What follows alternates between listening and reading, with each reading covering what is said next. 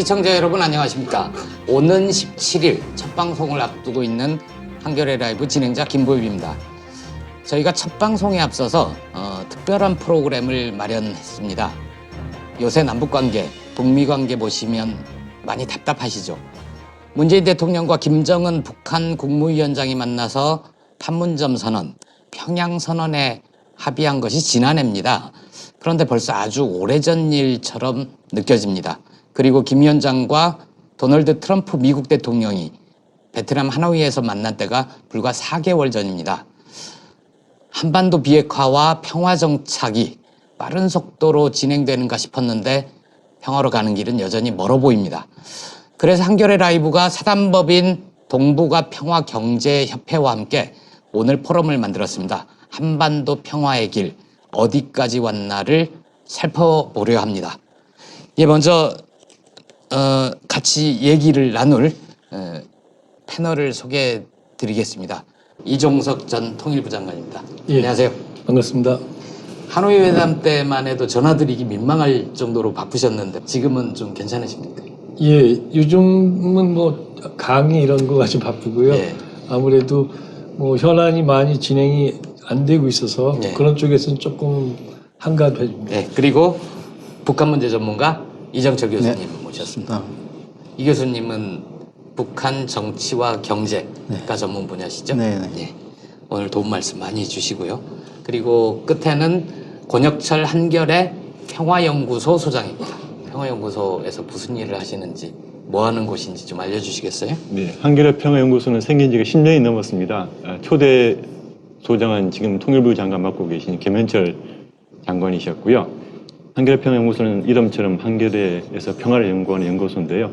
다른 연구소와 좀 달리 좀 손에 잡히는 평화, 그리고 내 삶을 평화가 어떻게 바꾸는지를 좀 연구하고 알리는 일을 주로 하고 있습니다. 오늘 세 분과 함께 저희가 해보려는 것은 시간과 공간을 넘나들면서 평화 여행을 떠나보려고 합니다. 평화로 가는 길 어디쯤에 우리가 있는지 정확하게 알아야 앞으로 나갈 길이 보이기 때문입니다. 우선 지난 2년 동안 한반도에 불어닥친 극적인 변화에 대해서 살펴봐야 될 것 같은데요. 지난해 평창올림픽 이후에 벌어진 극적인 변화부터 얘기를 해봤으면 좋겠습니다. 장관님, 그 전만 해도 한반도에 전쟁이 일어나는 거 아니냐 이런 얘기가 많지 않았습니까? 예, 뭐 다들 기억하시겠지만은 사실은 2017년 네. 그 가을, 늦가을만 해도 뭐 북한이 화성 15형이라는 네. 대륙간 탄도미사일을 발사하면서 네. 그때 뭐 사실은 미국이 북한을 공격한다 만다는 얘기가 있을 정도로 네. 엄청난 위기였습니다. 그랬죠. 뭐 또 그해 여름까지는 트럼프 대통령하고 김정은 국무위원장 사이에 말폭탄 공방이 심했잖아요. 내 폭탄이 더 크다. 그렇습니다. 뭐. 예. 그런 예. 거를 우리가 지금 그때를 비교해서 생각한다면 네. 지금 상당히 안정됐죠. 예. 그리고 그 사이에 정말 한반도가 대결과 갈등의 국면에서 예.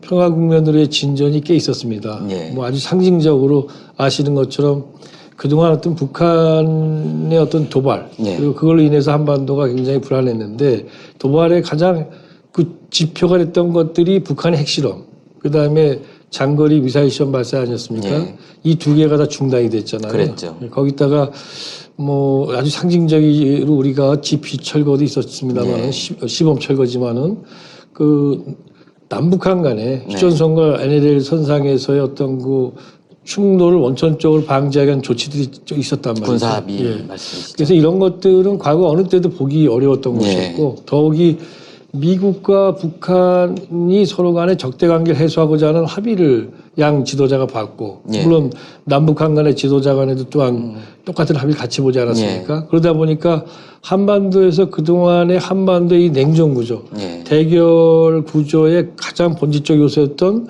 남북한 간의 적대 관계와 불신 그리고 북미 적대 관계 예. 이 두 가지가 동시에 해소될 수 있는 예. 절호의 기회가 사실 지금 와 있는 거죠. 다만 국민들이 생각하실 때 기대가 워낙 컸기 때문에 맞습니다. 예. 그만큼 빨리 가지 못하고 있는 예. 것이 좀 불안하고 예. 또 한편으로 워낙 한반도의 이 적대적 대결 구조가 워낙 깊고 척해 쌓여 있다 보니까 예. 지금까지 해온 것이 앞으로 우리가 해야 할 과제에 비하면 적기 때문에 즉 앞으로 남은 과제가 많기 때문에 힘든 예. 거죠. 예. 그리고 또 실제로 북미 비핵화 협상이 교착 국면에 있다 보니까 예. 조금 비관적으로 보시는 분들도 있지만 사실은 지난 2년간의 이 과정은 상당한 정도의 새로운 평화 국면으로의 진전이었다라는 것은 우리가 부인할 수 없다고 생각합니다. 문 대통령이 대선 끝나고 나서 며칠 있다가 청와대 관저로 들어오셨잖아요. 네.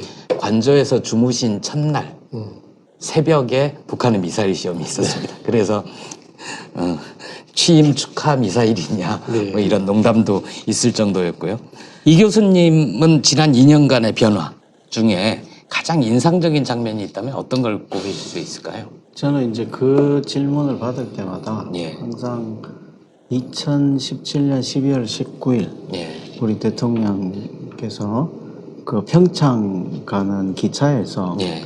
그 인터뷰 하셨던 장면이 있습니다. 외신과 인터뷰를 네. 했었죠. ABC였던가요? 예. 네. 그때 내용이 한미 군사 연습을 연기할 것을 제안하겠다. 예. 그 내용이었어요. 근데 이제 그게 왜 중요했던가 그러면 11월 29일 날 북한이 미사일을 쐈는데 12월 22일, 21일 날 유엔 제재 결의안이 나오기로 예정돼 있었어요. 그러니까 2017년이죠? 17년. 예, 예. 네, 그러니까 그 바로 이틀 전에 한국 정부가 군사연습을 연기하겠다고 미국에 제안하겠다고 한 거죠. 예. 그러니까 이제 바로 그날 저녁에 한국의 보수 언론들이 예. 그 유엔 제재가 진행 중인데 한국 정부가 네. 동맹을 배신하는 거다라는 예. 비판까지 막 나오던 상황이에요. 예. 근데 이제 그 다음날 주한미군 사령관이 한국 정부가 제안하면 예. 동맹이 논의할 수 있다라고 답을 했죠. 음. 그러면서 이제 극적으로 상황이 바뀌고 그러면서 3월 키리졸브 연습을 예. 연기할 수 있다라는 분위기가 잡혔죠. 그게 이제 북한과 대화를 북한이 예. 신년사에서 평창은 민족의 경사다라고 예. 답할 수 있는 명분을 줬던 거죠. 아, 그랬군요. 네, 네. 그건 어떤가요? 그런 제안을 할 때 한미 간에 미리 좀 어느 정도 조율이 된 상태에서 그렇게 공개적인 인터뷰를 하는 걸로 봐야 되겠죠? 아마 한미연합사령부하고 내부적인 논의는 있었던 걸로 저는 추측을 하는데요. 예. 근데 이제 극적으로는 우리 정부가 독자적으로 제안하고 예. 그게 합리적인 제안이었기 때문에 예. 미국 정부가 받았다. 예. 이렇게 해석하는 게 훨씬 우리 평화체제를 또 이렇게 멋있게 보이는 설명이 아닐까 예. 합니다. 장관님, 근데 이제 북한이 그렇게 방금 말씀하신 대로 신년사에서 평창을 우리 민족의 경사 이렇게 얘기하기 이전에도 문 대통령 취임 이후에 지속적인 평화 대화 제의 이런 게 있지 않았었습니까? 예, 뭐 있긴 있었지만은 아무래도 김정은 위원장 입장에서는 미국과의 어떤 결과적인 얘기입니다만은 그 대타협을 위한 어떤 그 협상을 해서 자기 나름대로의 기반 마련에 상당히 신경을 썼고요. 기반 마련은 역시 핵무기 체계를 완성했을 때, 다시 말하면 핵실험과 ICBM 체계를 완성했을 때 미국과의 협상력이 제일 높을 것이다. 다시 말해서 미국과의 협상에서 미국과의 협상이 되면 핵을 포기하고 그 대신에 체제 안전 보장과 경제 발전을 위한 제재 해제를 받는 거고 그게 안 되면 그냥 갖는 것이다. 다시 말하면 핵을 가질 수 있다라는 그런 이제 기회 구조가 만들어지는 것이 2017년 바로 이제 11월 말이었죠.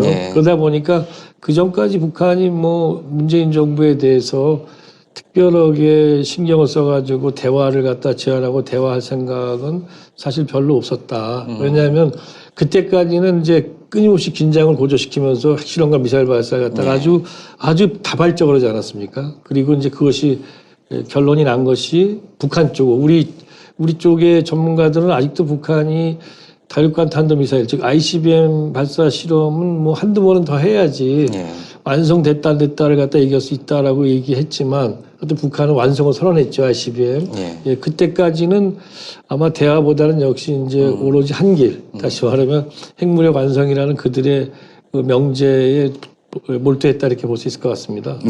이제 북한이 대화에 나설 자신감을 갖춘 물적 토대를 갖췄다. 그게 결정적인 변화였다.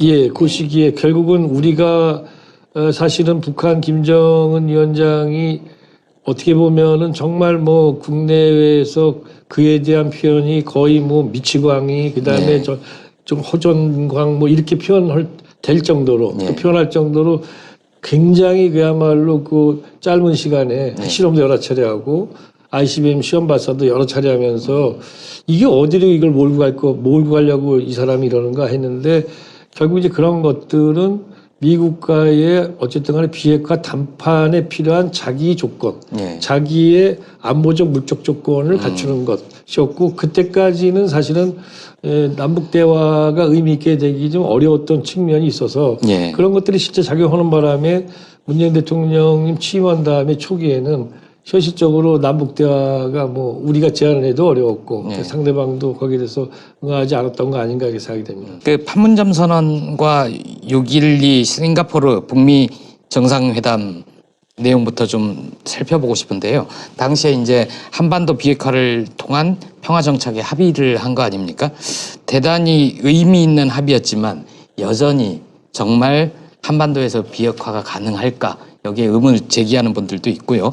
더 나아가서는 북한은 애초에 비핵화를 할 생각이 없는 거 아니냐.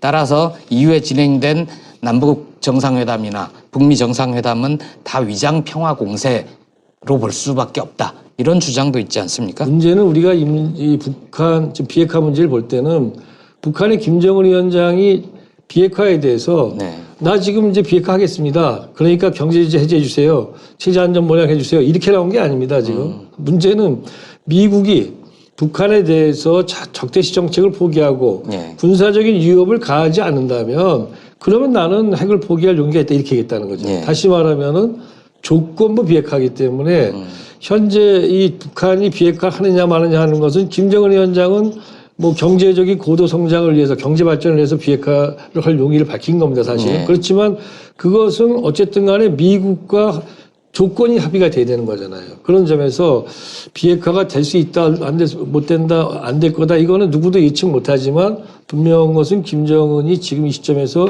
위장평화 공세를 하기 위해서 왔다 하기에는 너무 먼저 내놓은 조치들이 컸다.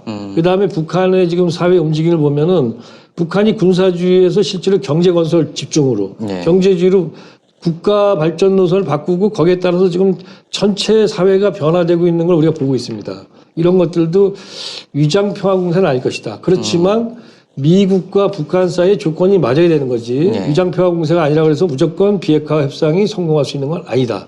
라는 걸 좀 말씀드리고 싶고요. 또 하나는 비핵화에 대해서 이거 될 거냐 이렇게 질문하는 분들이 많이 있는데 사실은 그렇습니다. 그 질문이 다 걱정되니까 하시는 질문이지만 그 질문이 별로 유용하지 않다는 거예요. 왜냐하면 그러면 만약에 비핵화 협상이 좀 비관적입니다. 그러면 이거 되기가 어려울 수 있습니다. 라는 답이 나온다면 그 다음에 이른바 플랜 B 우리가 그거 대신할 수 있는 우리의 미래를 개척할 수 있을 만한 유용한 길이 있는가? 없어요, 아무것도. 다시 과거로 돌아가가지고 우리는 끊임없이 불안정한 한반도를 살아야 돼.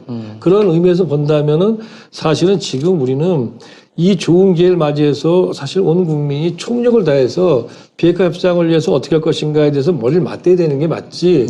지금 여기서 우리가 뭐 비관적이라고 해서 우리가 이 길 안 갈 수 있는 거 아니라 이거죠. 즉, 유용한 의미 있는 플랜 B는 없다. 이런 점에서 우리는 비핵화 협상에 대한 질문보다는 이걸 어떻게 하면 성공시킬 것인가 하는데 더 노력을 해야 되지 않는가 그렇게 생각을 합니다. 알겠습니다. 이 교수님. 그 비핵화 전체를 군비 축소라는 프레임으로 저희가 한번 생각을 해보면요. 그러니까 군비 축소라는 거는 신뢰 구축 정도에 비례해서 쌍방 행동을 하는 거거든요. 그러니까 비핵화도 군비 축소의 틀에서 진행한다면 그 최종 목표를 구체적으로 합의하지 않는 게 군비 축소의 원칙이에요. 그러니까 군비 축소는 신뢰가 어느 정도로 형성되느냐에 따라서 서로 무기를 내려놓는 거기 때문에 최종 목표를 분명히 하고자 시작하면 이 협상 자체가 안 되는 거거든요. 그래서 이제 저는 비핵화 문제도 군비 축소 프레임으로 저희가 접근하면 마지막 상태, 엔드 스테이트를 조금 이렇게 추상적으로 표현하는 게 맞고. 결론을 열어두고 가야 그렇죠. 된다. 그래서 이제 저희가 그냥 완전한 비핵화 수준만 쓰지 예. CBID 이렇게 안 가는 이유가 그런 거거든요. 그러면 이제 저희가 그런 신뢰 구축에 비례하는 비핵화라는 프레임을 가지면 장관님 지적하신 것처럼 비핵화가 될 거냐라는 질문 자체가 굉장히 우문이 되는 거죠. 그렇군요. 네. 하노이 회담을 좀 얘기를 해보고 싶은데 2월 달에 북미 하노이 회담까지는 쭉 빠른 속도로 진행이 돼 왔고 우리뿐만이 아니라 전 세계의 관심이 하노이에 집중이 됐던 거 아닙니까? 근데 결론적으로 보면 미국은 좀 더 과감한 일괄 타결을 주장을 했던 거고 북한은 방금 말씀하신 대로 어느 정도 좀 신뢰가 쌓여야 서로가 좀 내놓을 걸 내놓고 이렇게 주장을 해서 맞섰다가 결국은 성과 없이 당시에는 끝나고 말았는데 북미 회담의 결렬의 근본적인 원인은 뭐로 봐야 될까요? 저는 근본적으로 결국 계산법의 차이가 있었고 그 계산법 차이라는 건 지금 김 기자 말씀하신 것처럼 미국 입장에서는 뭐 일괄 타결이라고 표현했지만 예. 그 가장 기본적인 인식, 다시 말하면 북한 핵을 먼저 포기해야지 그걸 눈으로 보고 그다음에 북한에 대해서 해줄 수 있는 걸 해주겠다라는 선핵 포기에 대한 입장 자체가 이제 그 기조에 깔려 있었다고 봐야겠죠. 예.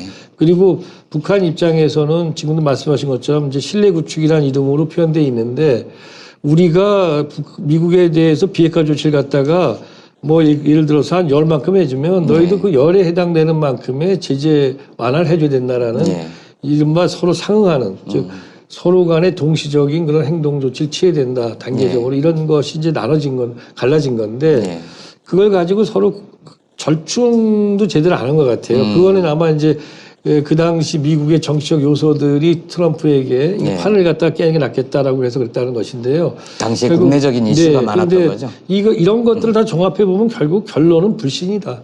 결국은 지금 쌍방이 가지고 있는 불신이 너무 심화돼 있고 그 심화된 불신을 서로 해소하지 못한 상태에서 협상에 들어갔기 때문에 이런 일이 발생하고 있는 것이잖아요. 그런 점에서 역시 근본 원인은 불신이고 그런 점에서 불신이 있기 때문에 사실은 중재가 필요한 겁니다. 그래서 아무튼 중재 결과적으로는 불신이 근본 원인이다. 다만 다행스러운 건 이 와중에 우리가 뭐 비핵화를 어떻게 할 것인가. 북한 그러니까 비핵화라는 본질에 우리가 접근했습니다. 이제 종전선언이라든가 북미 간에 뭐 연락사무소를 만든다든가 이런 것들도 중요한 거지만 그런 것들이 주변적인 얘기라면은 가장 중요한 것은 어떻게 비핵화를 할 것이냐. 이걸 가지고 이제 얘기를 2차 북미 정상회담에서는 한 겁니다.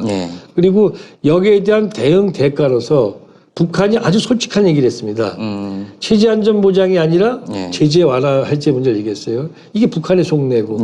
그래서 사실은 서로가 무엇을 원하는지 또 앞으로 어떻게 하면 될지에 대해서 그동안에 뭐 종전선언 갖고도 몇 달 동안 우리가 막 티격태격했잖아요. 이런 식의 잔가쟁이는 다 치웠다 이제 잔가지는.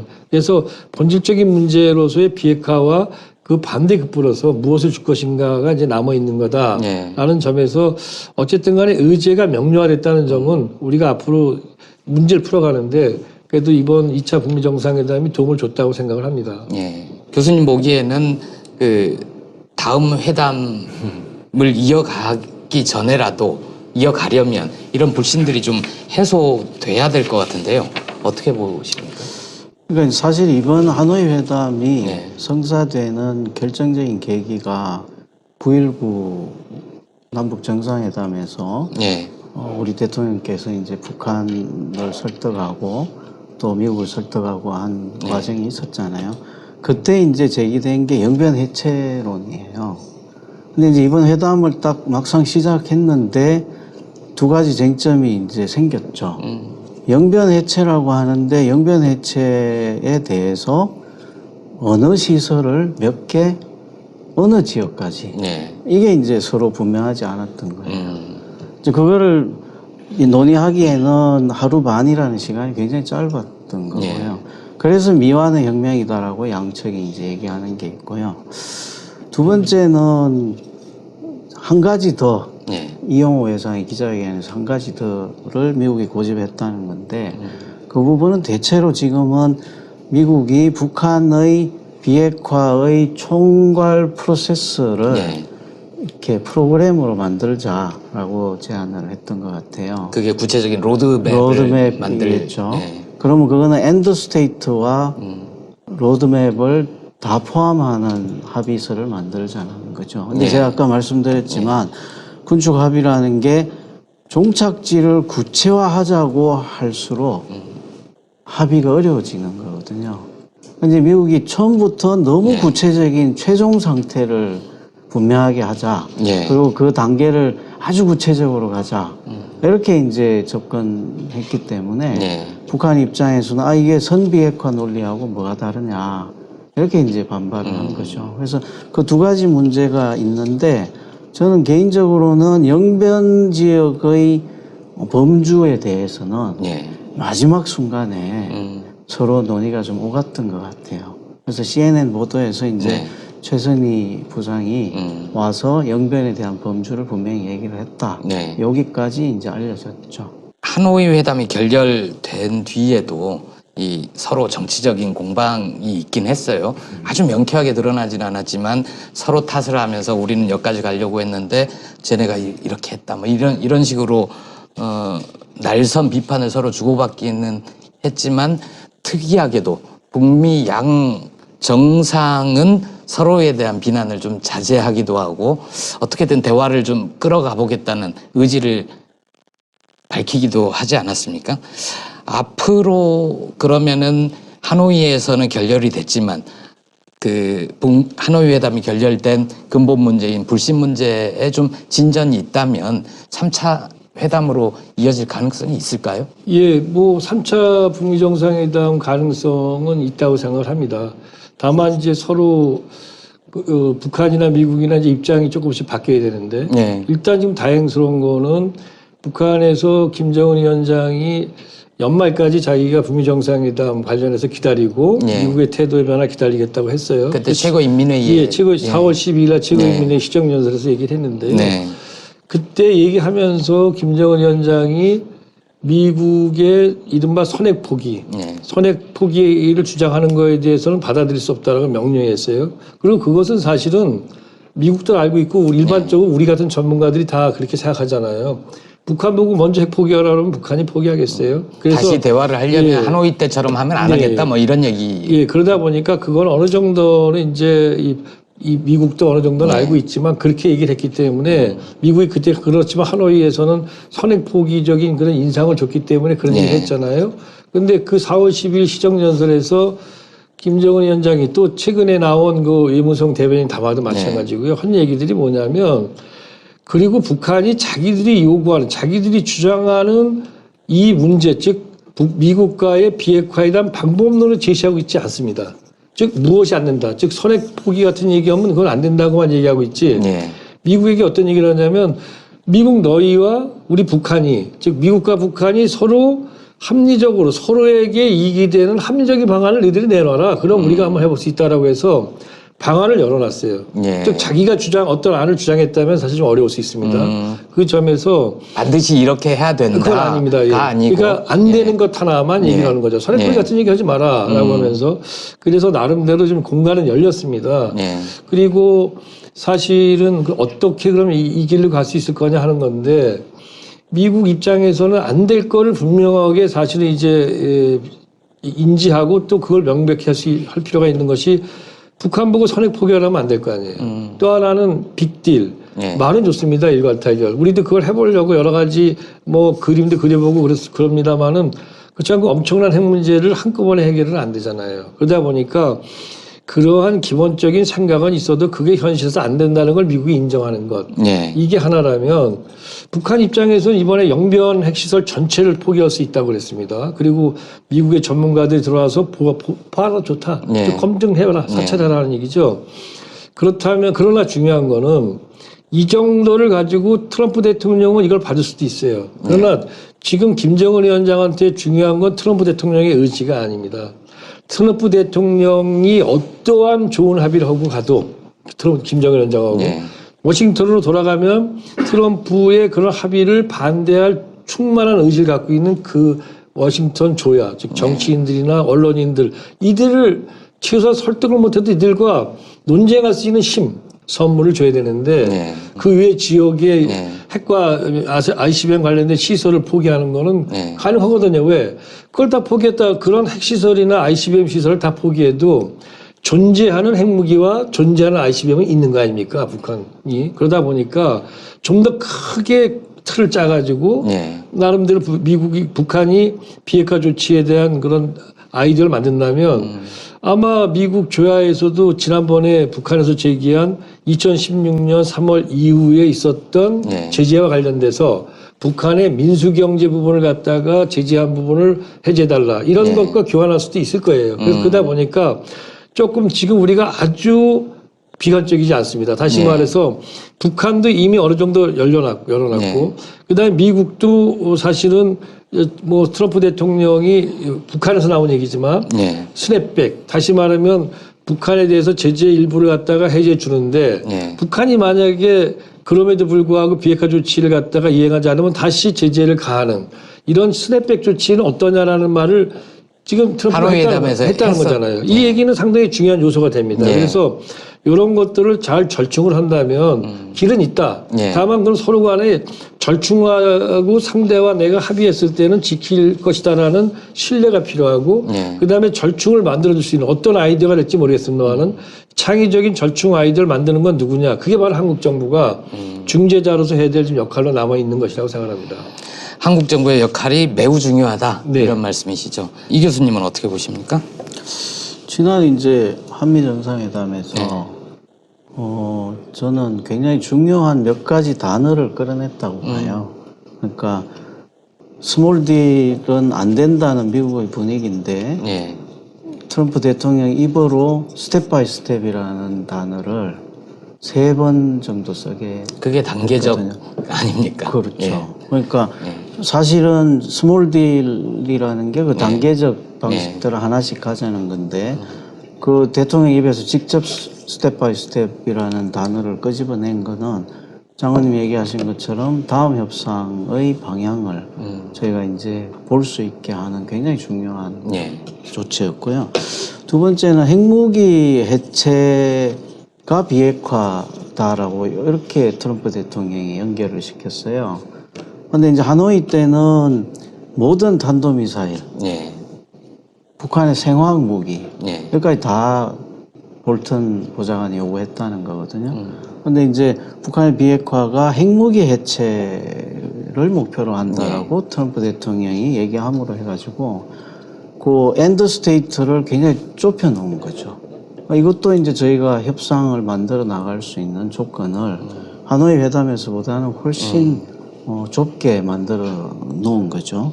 그다음 세 번째는 이제 남북 정상회담이 필요하다, 가능하다. 플러스 3자 회담도 가능하다라고 트럼프 대통령이 얘기를 했어요. 그러니까 3자 회담이라 하면 트럼프 대통령이 한국을 올 때 남북미가 볼 수 있다라는 거죠. 대신 이제 거기는 조건을 그거는 김정은에게 달려있는 문제다라고 얘기를 한 거죠.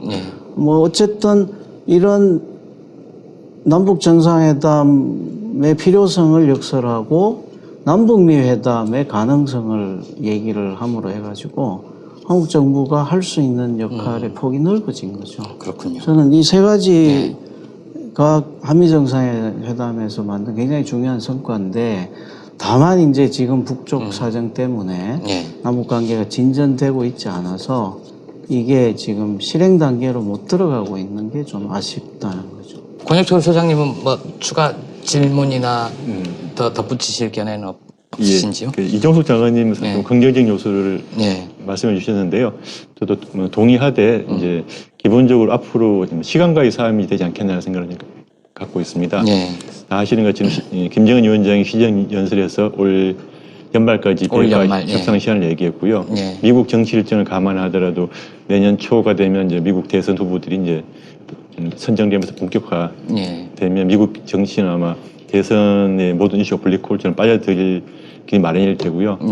그럼 올해 연말까지 미국이 이 비핵화에 대한 어떤 진전이나 결말을 내지 않으면 우리한테는 상당히 시간 자체가 없어지는 상황이 될 수 있을 것 같고요. 그리고 남은 기간이 6개월밖에 없지 않습니까? 6개월이 뭐 길 수도 있고 짧을 수도 있겠지만 그 남북이 새로운 돌파구를 마련하지 않으면 또 구체적인 성과를 이뤄낼 만한 가시적인 성과를 내지 않으면 상당히 좀 어려운 상황이 올 수도 있기 때문에 앞으로 남은 6개월 제한된 이 시간이라는 우리 자원을 우리 어떻게 배치하고 활용할지 좀 정교한 타임테이블을 좀 짜고 우리가 가능한 역량을 좀 동원해야 되지 않을까라는 생각을 하고 있습니다. 6월 달에 한미 정상회담이 열리지 않습니까? G20 때 트럼프 대통령이 일본 방문하고 우리 대통령도 가시고 그리고 다시 한국에서 만난다는 거죠.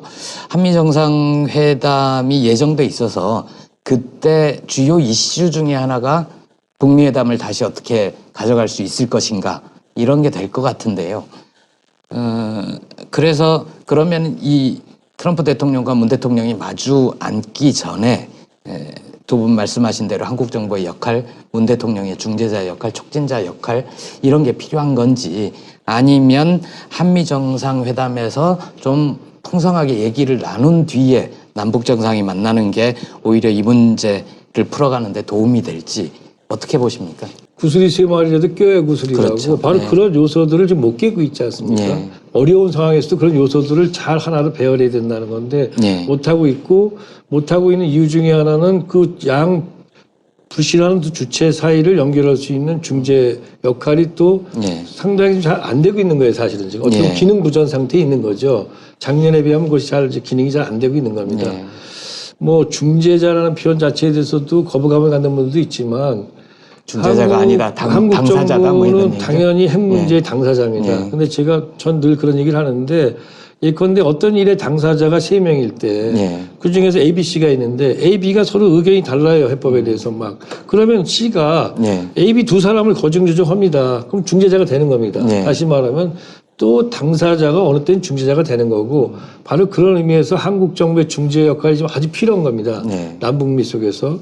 그런데 북한의 의견을 더 듣고 또 북한 김정은 위원장을 우리 대통령께서 사실은 만나셔서 나름대로 그쪽 생각도 듣고 또 우리가 생각하는 아이디어를 저쪽에다가 얘기를 해서 뭔가 미국과 절충할 수 있는 걸 만들어내는 게 제일 좋은 거죠. 그런 점에서 지금도 현재에 주어져 있는 여러 조건이나 현실을 감안하지 않고 얘기한다면 당연히 6월 말에 있는 한미 정상회담 전에 남북 정상회담이 열려야 되고 그게 열리지 않는다 하면은 우리 쪽에 남쪽의 특사라도 북한에 파견돼서 김정은 위원장과 대면을 하고 그쪽 얘기를 듣고 또 우리 생각도 얘기를 해야 되는 또 미국 생각도 전달해야 되는 절차가 한번 있어야만 되는 겁니다. 원칙적으로. 그러나 그것이 되면 가장 좋지만 그래야지만 또 우리 중재가 있으니까요. 그게 안 된다면 그렇다면은 이제 한미 정상회담 때 뭔가 북한과 협상할 수 있는 여러 요소들에 대해서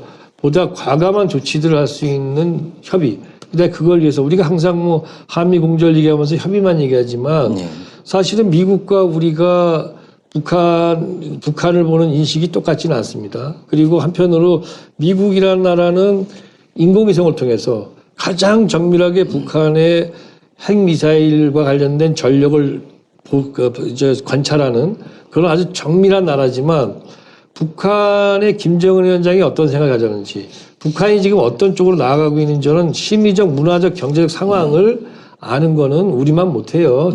그러다 보니까 우리가 가지고 있는 북한의 의도라든가 이런 것들 또 북한을 어떻게 하면은 비핵화 협상에 제대로 나오게 할 것인가에 대한 거를 가지고 트럼프 대통령을 설득하는 노력도 필요해요. 그래서 보다 과감한 비핵화를 김정은 위원장이 결심을 했을 때 이쪽도 과감하게 조치할 수 있다는 걸 보여줄 수 있는 어떤 그런 아이디어들을 모으는 것 이런 것들이 만약에 한미 정상회담 전에 남북 접촉이 없다면 있으면 이제 그걸 갖고 또 얘기하겠죠. 없다면 그런 조치를 향한 즉 한미 간에 보다 진짜 담대한 그 담대하다는 표현이 북한만 담대하게 나와서 되는 게 아니거든요. 미국도 담대하게 뭔가 북한 접근할 수 있는 것을 좀 우리 정부가 이번에는 한미 정상회담에서 미국과 지금 얘기를 해야 되지 않는가 이런 생각을 합니다. 작년에도 그 남북 정상회담 이후에 북미 회담이 예정돼 있었다가 결렬 위기가 있을 때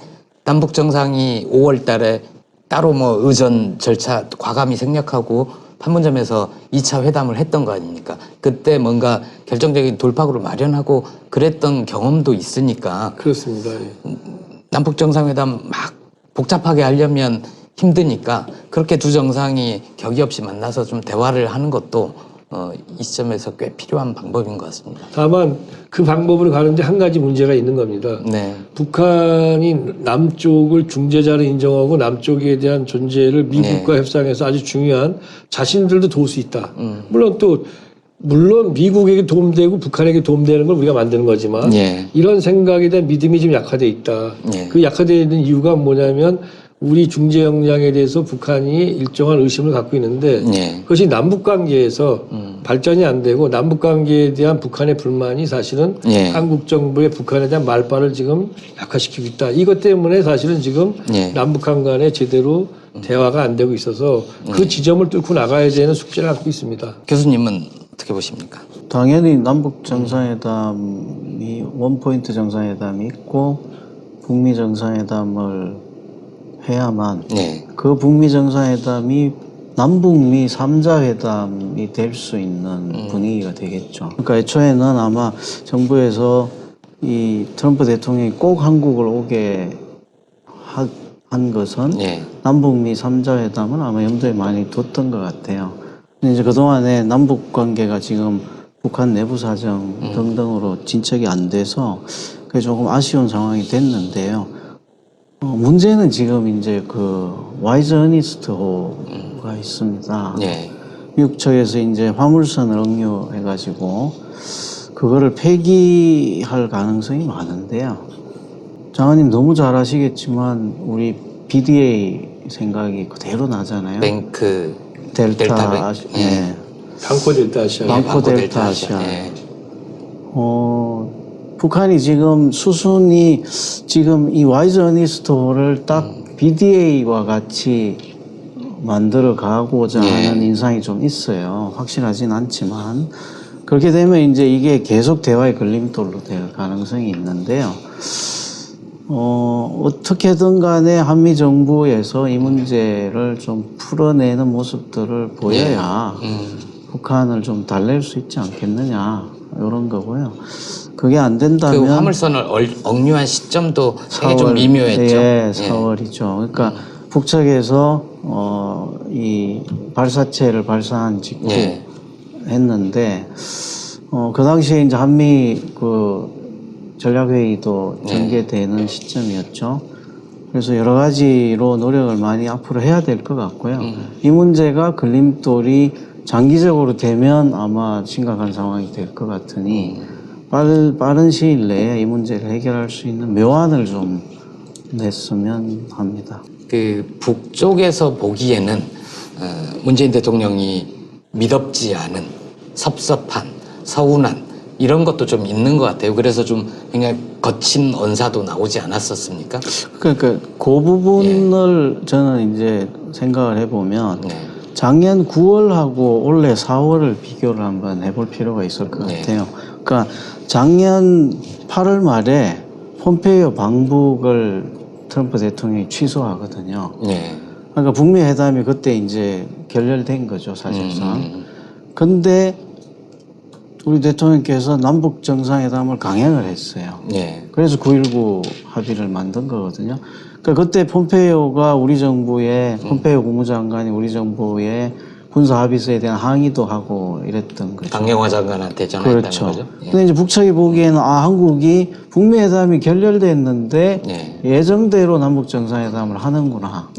이게 이제 평양 5.1 경기장 선언도 내주고 또 영변 해체안도 내주고 했던 저는 배경이라고 봐요. 근데 이제 그거를 그대로 지금 4월 상황으로 가져와 보면 하노이 회담이 결렬됐잖아요. 근데 미국을 먼저 갔단 말이에요. 그러니까 저쪽 입장에서는 섭섭하겠죠. 작년 9월 처럼 하지 않고 그렇게 우리가 성대하게 예, 대접을 했는데 그리고 이렇게 결렬이 됐으면 예. 남북 관계를 먼저 풀어서 해야 되는 거 아니냐라는 항의성 표현이 저는 뭐 오지랖 넓은 뭐 이런 표현들로 나타난 거 아니냐 이렇게 보고요. 그러나 그거는 그게 당사자든 중재자든 어떤 표현을 쓰든 한국 정부의 실질적인 역할이 중요하지 그 표현은 저는 뭐 중요하지 않다고 보고요.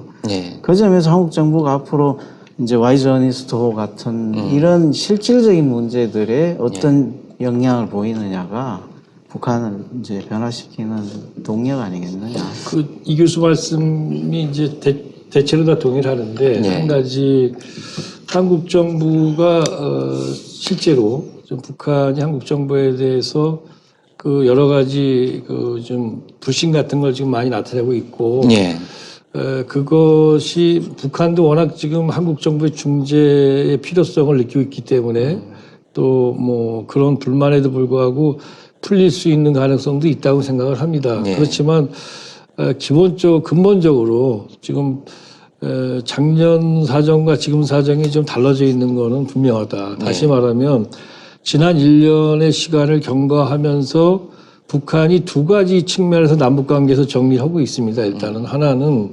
남북관계에서 지금 한미관계에 묶여서 한미공조라는 이름 안에 묶여서 한국 정부가 남북관계에 대해서는 거의 한 발짝도 제대로 못 나가고 있다. 특히 미국의 영향 속에 있어서 그렇다라는 걸 김정은 위원장 스스로 표현할 정도가 됐죠. 두 번째는 한미연합군사 훈련에 대해서 한미연합군사 훈련 중단을 얘기했는데 축소하면서 진행이 됐고 또 특히 그 공군연합군사 훈련 같은 경우는 김정은 위원장이 4월 12일 시정연설에서 그때는 공군연합훈련이 되기 전이었어요. 됐는데 그 연합훈련까지를 갖다 얘기하면서 기분 나쁘다라는 평가가 있었어요. 자기가. 그래서 이런 것들이 결국은 한국 정부에 대한 강한 불신으로 연결돼 있는 겁니다. 그러다 보니까 한국 정부가 남북 관계나 또는 비핵화 문제에 대해서 사실은 미국에 일방적으로 맞추고 있지 자기의 독자적 영역 속에서 움직이고 있지 못하다는 생각을 강하게 하고 있단 말이죠. 그러다 보니까 어쨌든 간에 북한이 한국 정부의 중재를 저실히 필요로 한다라는 요 부분은, 요 조건은 여전히 있기 때문에 이걸 활용하기 위해서라도 우리가 남북 관계에 있어서의 자율적 발전을 위해서 노력을 해야 되고요. 그리고 또 한편으로는 또 그거는 뭐 북한이 지적하지 않더라도 당연한 거죠. 그리고 뭐 여러 가지 우리가 어쨌든 간에 북한에 대해서 유엔 안보리 재재결이 안에 있는 걸 우리가 못하죠. 그렇죠. 그 바깥에 있는 남북관계 발전을 위한 노력들을 함으로써 최소한 문재인 대통령께서 북한 김정은 위원장한테 뭔가 얘기할 수 있는 말발을 좀 제공할 수 있게 그렇게 해야 된다. 그런 것들이 한편 영향을 미치고 있습니다. 그래서 이런 영향을 좀 어떻게 좀 극복하고 좀 중재 역할을 제대로 해야 되는데 그 점이 지금 뭐 여러 가지 지금 논의들이 나오고 있습니다만은 하여튼 지금 과제다 저는 그렇게 봅니다. 교착 상태에 빠진 북미 관계, 남북 관계 돌파구를 내기 위해서 문재인 정부, 문재인 대통령이 집중해야 될 과제가 있다면 어떤 거를 꼽아주시겠습니까? 일단은 뭐 북한이 갖고 있는 불신을 해소해 주는 게 제일 큰 거고요. 인도적 지원 같은 경우도 사실은 타이밍을 좀 놓친 느낌이 있어요. 왜냐하면 저희가 뭐 30만 톤, 40만 톤의 식량 지원을 하려면 넉 달 정도가 걸리거든요. 그러면 이게 지금 들어가더라도 10월까지 간단 말이에요. 그러면 9월, 10월 되면 이미 북측에서는 이제 자체 농산물들이 나오죠. 그리고 7, 8월 달에 이제 덜 익은 곡식들을 손대기 시작하죠. 사실은 이게 식량 지원이 되려면 조건 없이 3, 4, 5, 6 이렇게 들어갔어야 되는 거거든요.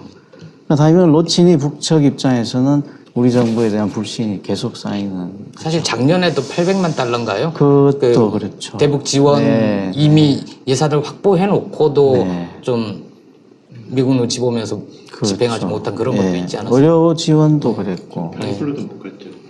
타임플러도. 겨울 다 지나버리는 바람에. 북한이 최근에 식량 위기 때문에 그렇습니다. 예. 예, 지원 문제가 논의 중이지 않습니까? 그러니까 인도주의 지원 문제 같은 경우도 그걸 갖다가 뭐 어차피 정치 문제와 연결이 안 되니까요. 예. 관계없이 우리가 나름대로 인도적 차원에서 또 북한이 그 지금 쌀이 지금 단기적으로 북한이 농업 개혁을 해가지고 그 동안에 근근히 그 농업 분야에서 식량을 웬만큼 작업해 왔습니다. 예. 그러다 보니까 과거 90년대 중후반에는 북한에서 외부에서 지원이 안 들어가니까 정말 적게는 수십만 명, 많게는 수백만 명이 굶어 죽었다 그러잖아요. 예.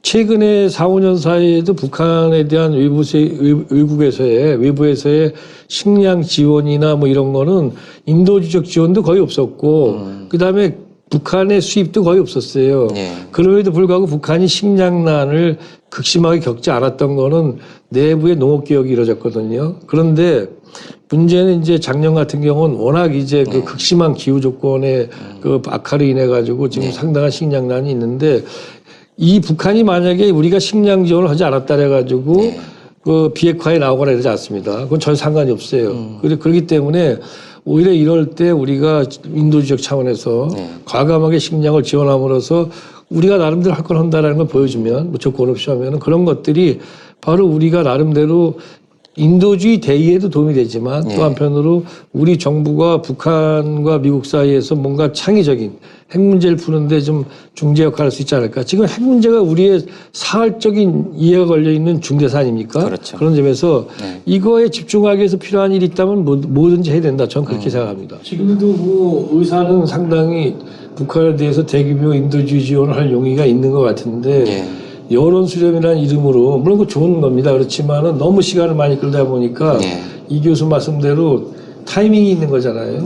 예, 그리고 또 대의가 명확하고 또 전략적인 또 측면까지도 이게 있는 요소라면은 사실은 뭐 좌고 우면을 너무 오래 하면 안 되죠. 예, 그래야만 또 그냥 조건 없이 행했을 때, 그리고 그걸 갖다가 조그만 규모가 아니라 우리가 할 수 있는 최대의 성의를 보일 때 우리도 생각하지 못했던 우리의 영향력이 생기는 거거든요. 예, 그걸 갖다가 연계해서도 안 되고요. 그런 점에서는 이 교수 말씀대로 지금 늦어도 지금이라도 빨리 결정을 해주라 봅니다. 이거 너무 오랫동안 끌어서 언제 뭐 국민 통합을 다 이룰 수는 없는 거 아닙니까? 그렇죠. 예. 지금 이런 정도의 교착 상태, 네. 남북 간에도 뭐가 물 위에서 보이는 건 없는데 서로 공격적인 언사도 오가고 그럴 때도 남북 간에 여러 개 소통 창구가 있다라는 얘기를 청와대에서 많이 들었었거든요. 이런 상태에서도 그런 소통 창구들은 정상적으로 가동이 되고 있다고 봐야 되나요? 아니면 그런데 약간의 이상이 생겼다고 봐야 되나요? 예, 가장 중요한 것은 다시 문재인 대통령과 김정은 위원장이 만나는 거 아닙니까? 이것이 가장 큰 목표라면은 그 밑에 그 다음 뭐 특사단을 파견하거나 이런 또 목표가 있겠죠. 하위 목표로. 이런 것들을 만들어내기 위해서는 노력을 하겠죠. 예, 그러나 이제 그런 것들이 현실화되기 전까지는 그 노력이 어떻게 되고 있는지는 아마 절대로 알려져서도 안 되고 알려지지 않을 거다. 예, 그렇게 보시면 될 것 같습니다. 그런 저희의 자세 변화가 북한이 우리한테 갖고 있는 불신들을 좀 바꿀 수 있는 그 작은 계기들이지 않겠느냐 그런 거고요. 저는 이제 한 가지 고민스러운 지점은 북한이 연말이라는 시한을 잡았잖아요. 두 가지 측면이 있는 것 같아요. 연말까지 소위 이제 자기들이 ICBM을 만드는 시간을 확보하기 위한 거다. 이런 해석도 있어요. 근데 또 한편으로는 상반기에는 통전부 내부의 여러 가지 하노이 문제에 대한 뭐 반성이라든지 이런 과정을 거치겠죠. 그러다 보면 하반기로 넘어갈 수밖에 없어서 연말이라고 시한을 잡았을 수도 있고요. 그런데 어쨌든 늦더라도 10월 경에는 저희가 이제 뭔가 회담을 만들어야 되는 상황인데요. 이 타이밍을 놓치면 아마 12월, 1월 넘어가면서 과거의 행태가 다시 드러날 가능성이 많죠. 근데 이제 주지하다시피 내년에는 아까 이제 내년은 미국 쪽에 관심이 없다라고 얘기를 하신 측면도 있지만 도쿄올림픽이 또 있어요. 네. 예. 그러니까 우리 평창 때 불안감을 도쿄올림픽에서 이제 또 전 세계가 가지겠죠. 또 미국도 북한의 여러 가지 도발들이 발생했을 때 미치는 부정적 효과를 최소화시킬 필요도 있을 거고요. 네. 그러니까 이제 이런 계산들이 북한으로 하여금 상황을 자꾸 뒤로 미루게 하는 요인도 있는 것 같아요.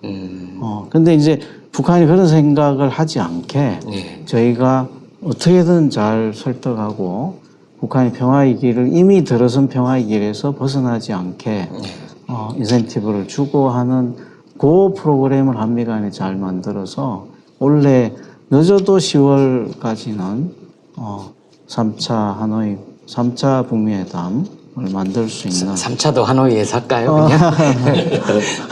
판문점이 제일 좋지 않을까요? 네. 권 사장님 뭐 보태실. 예, 저는 이종석 장관에게 하나 좀 질문 겸 예. 좀 부탁드릴 게 있는데요. 특히 우리 정부의 중재 역량에 대해서 북이 좀 불신이 있다는 말씀하셨고요. 그와 관련해서 이제 통일부 역할에 대해서 좀 질문을 좀 드리고 싶습니다. 통일부가 이제 질서 있는 남북 관계를 강조하고 있고요. 그런 얘기를 할 수밖에 없는 현실적인 상황이라는 건 조그만 생각으로 다 알 수 있는 여건일 테고요. 그렇지만 그런 상황들이 2년 넘게 너무 길어지다 보니까 이 남북 관계가 이 한미 동맹에 종속되는 게 아니냐라는 걱정하는 분들도 있고요. 좀 심하게 말씀하시는 분들은 통일부가 대체 존재감이 너무 없는 거 아니냐라는 얘기도 있습니다. 특히 대북 제재 때문에 남북 간의 교류나 인도적 지원도 사실상 불가능한 상황이 되어버렸고 통일부가 거기에 대한 어떤 돌파구를 찾는 노력도 사실상 현실에서는 크게 보이지 않고 있는 상황이고요. 특히 이제 통일부 장관 역임하셨으니까 또 최근에 이제 통일부 새 장관 또 이제 취임하시고 했을 때 우리 정부 내에서의 통일부 역할, 특히 이런 상황이 있을 때 통일부가 좀 더 이 남북 관계를 선도함으로써 비핵화 국면을 좀 이끌어 나갈 수 있지 않겠냐에 대한 좀 고유의 소임이 있을 테인데 그것들을 좀 구체적으로 어떻게 좀 적극적으로 수행할 수 있을지 그런 좀 경험을 좀 담아서 좀 조언해 주시면 어떤 게 있을까요? 우리 질서 있는 남북관계라는 표현을 이제 써왔지 않습니까? 통일부가. 근데 그게 너무 허무한 겁니다. 왜? 질서가 있으려면 뭐가 움직임이 있어야 질서가 있잖아요. 그러니까 뭐가 활발하게 움직여야지 그걸 갖다 배열도 시키고 그러는데 아무것도 없는데 그야말로 움직임이 없는 속에서 무슨 질서가 있습니까? 그러다 보니까 말이 이게 쉽게 말하면 말장난 같이 된 거죠. 남북관계가 이러저러하게 서로 활발하게 움직여야지 질서를 어떻게 잡아주거나 말거나 하는데 통일부가 그걸 못했다. 그 점에서는 반성을 해야 된다고 보고요. 대통령께서 금강산 관광을 조기에 재개하겠다고 그렇게 말씀을 했다면 통일부는 어쨌든 간에 좌고우면하지 말고 그걸 위해서 어떤 게 있는가 갖다가 뚫고 더 한 발짝 더 나가야 되는데 지금까지를 봤을 때는 지금까지 통일부는 대통령께서 남북관계에 대해서 말씀하신 것보다 통일부가 한 발이 더 앞서 나가는 걸 보질 못했다. 그러다 보니까 김현철 장관 이후에도 그런가요? 김현철 장관 이후에는 조금 변화가 있습니다. 네. 그러나 김현철 장관이 지금 취임하신 지 얼마 안 됐으니까 네. 뭔가 그런 것들이 즉 다시 말해서 통일부는 남북관계 잘하고 있는 부서입니다. 통일부가 남북관계를 갖다가 이건 안 돼요 하면서 계속 부정적으로 접근해서는 통일부 있을 필요가 없는 거죠. 국방부나 외교부 한 부서에 맡게 됩니다. 그런 점에서 통일부는 보다 과감하게 이 시점에서 유엔 안보리 제재 결의를 위반하지 않으면서 할 수 있는 거 많잖아요. 여러 가지 관광 문제, 인도주의 문제 많습니다. 민간기로.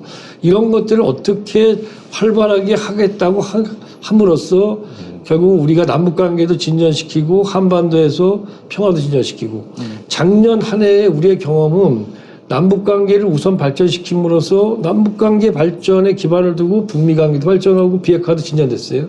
지금 와가지고 미국이 남북관계 빨리 가지 마세요라고 얘기하는 거는 이건 너무나도 지난 1년간의 역사적 경험하고는 전혀 다른 얘기를 하는 거란 말이죠. 그야말로 건막증 환자도 아니고 말이죠. 네. 그렇기 때문에 바로 그런 논리를 내세워서 남북관계를 갖다 진전시키는 데에 사활을 걸어라.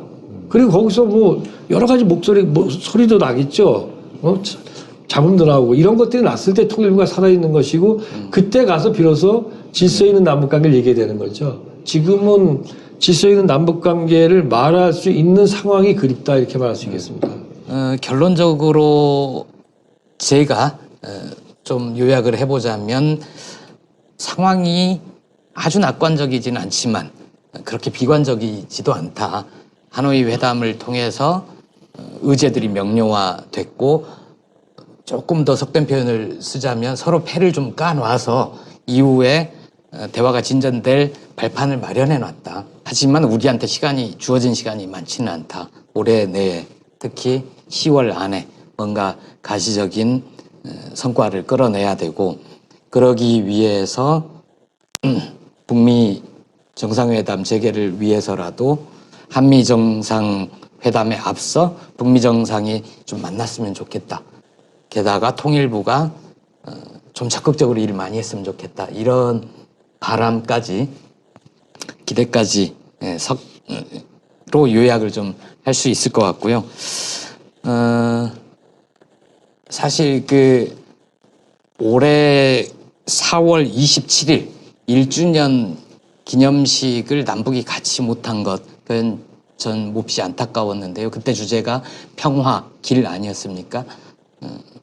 줄여진 말은 평화 멀지만 가야 할 길, 뭐 이런 뜻이 담겨 있었던 것 같고요. 비슷한 표현으로 인도의 마티마 간디도 이런 얘기를 한 적이 있는 것 같은데요. 그 말로 마무리를 해야 될 것 같습니다. 평화로 가는 길은 없다. 평화가 곧 길이다. 이런 얘기입니다. 오늘 함께 해주신 패널 그리고 방청객, 시청자 여러분 고맙습니다.